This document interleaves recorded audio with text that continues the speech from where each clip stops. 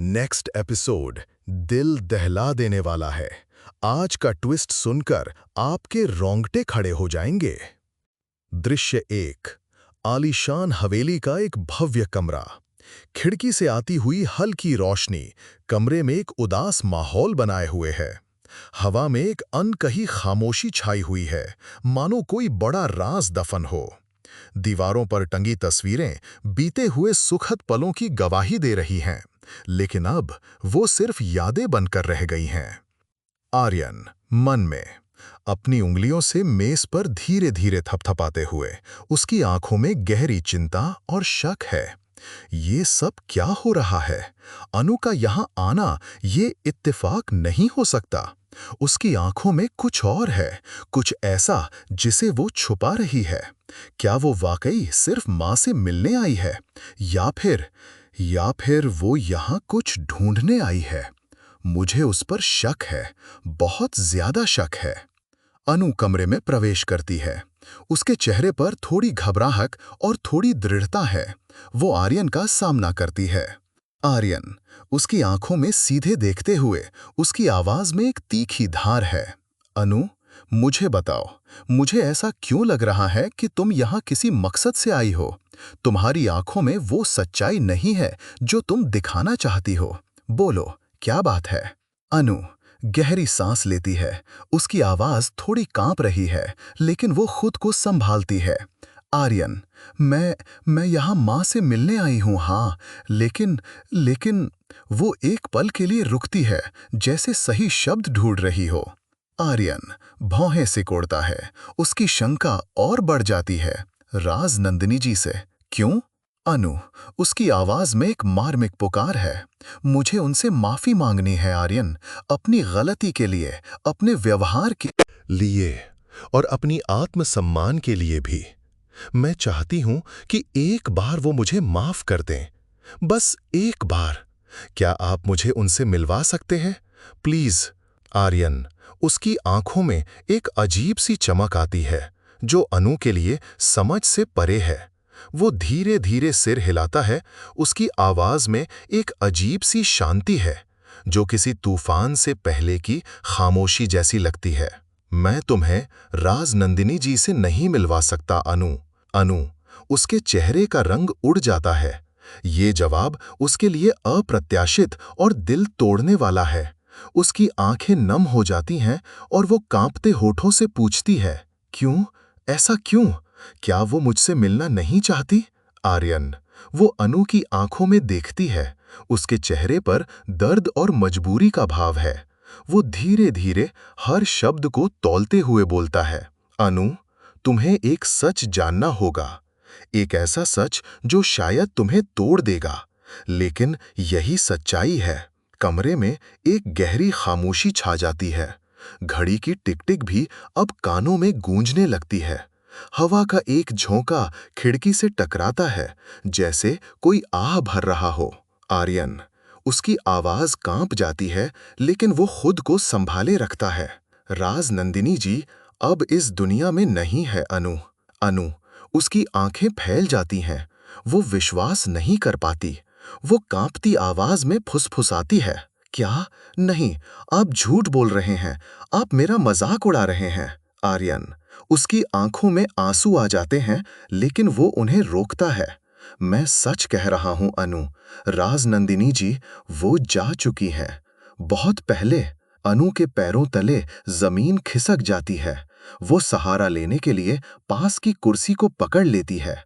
उसके हाथ कांप रहे हैं और उसका शरीर कांप रहा है। वो बस एक ही बात दोहरा पाती है, नहीं, नहीं, ये सच नहीं हो सकता। आर्यन उसकी आंखों से आंसू बहने लगते हैं। वो अनु के पास आकर उसका हाथ थाम लेता है। उसकी आवाज बेहद धीमी और दर्द भरी है। मुझे माफ कर देना अनु, मैं तुम्हें ये सच बताने के लिए सही समय का इंतजार कर रहा था, लेकिन शायद अब वक्त आ गया है। अनु सदमे में आर्यन को देखती रहती है। उसके दिमाग में राज नंदिनी की हंसती हुई सूरत घूम जाती है। वो उन्हें माफी मांगना चाहती थी, और अब वो उनसे कभी मिल ही नहीं सकती। ये एहसास उसे अंदर से तोड़ देता है। उसके होठों पर एक अजीब सी बेबस सी मुस्कान आती है, खुशी की नहीं बल्कि एक कड़वे सत्य को स्वीकार करने की।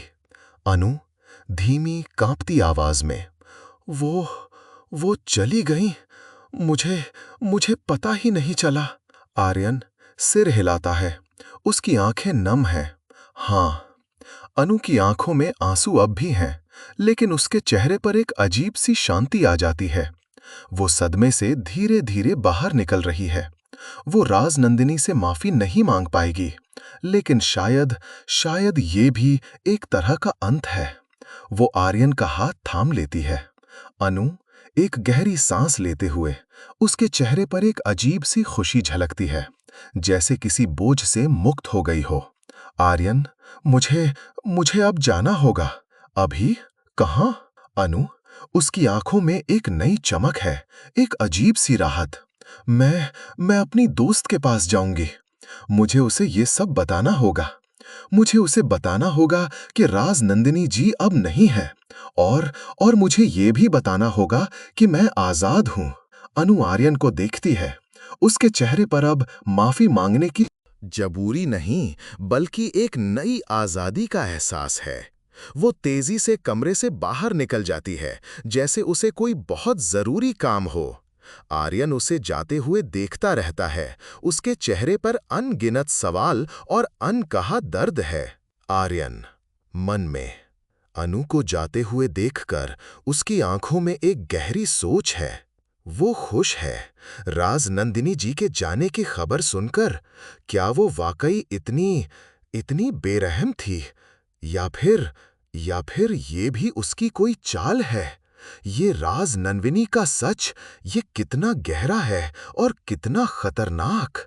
अनु हवेली से बाहर निकलती है। उसके कदम तेजी से चल रहे हैं, जैसे वो उस जगह से जितनी जल्दी हो सके दूर भागना चाहती हो।